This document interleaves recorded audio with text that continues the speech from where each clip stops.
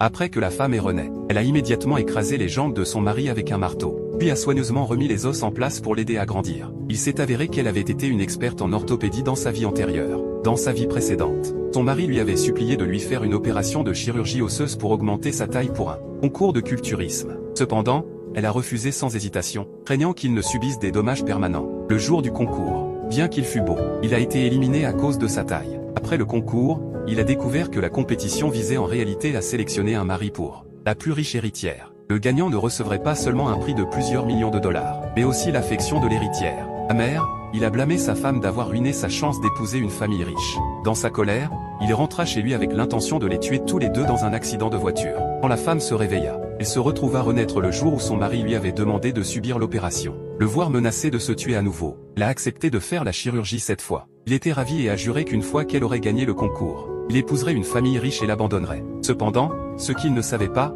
c'était que la véritable personne choisissant le mari n'était pas l'héritière mais sa mère de 80 ans. Dans sa vie antérieure, la femme avait accidentellement découvert ce secret et avait refusé de l'aider, en raison des effets secondaires potentiels. Le mari cependant, a trahi en retour.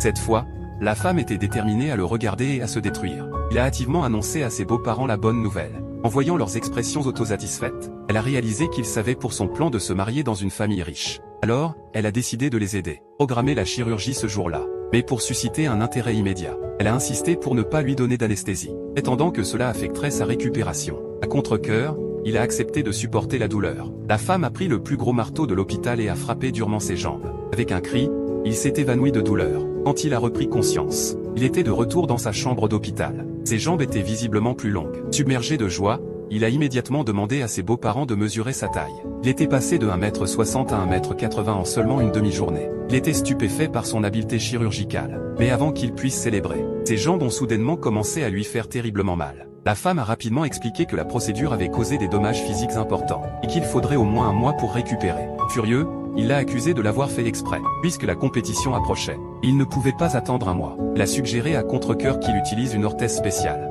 bien qu'elle ait des effets secondaires graves. Chaque pas provoquerait une douleur atroce. Alors qu'il hésitait, les organisateurs de la compétition ont appelé, l'exhortant à se dépêcher. Désespéré de rivaliser, il ignora ses conseils et accepta de porter la attelle. Après tout, il s'apprêtait à épouser une famille riche. Qu'est-ce qu'une petite douleur? Pendant ce temps, la compétition avait déjà commencé. Juste au moment où l'animateur allait annoncer sa disqualification pour retard, le mari a soudainement fait irruption dans la salle, courant énergiquement. Son apparence séduisante a rapidement attiré l'attention des caméras. L'animateur, citant les règles de la compétition, prêt à le disqualifier. Mais à la grande surprise de tous, l'héritière s'est levée et a immédiatement annulé la disqualification. Elle a déclaré qu'il était le gagnant, avec l'approbation de l'héritier.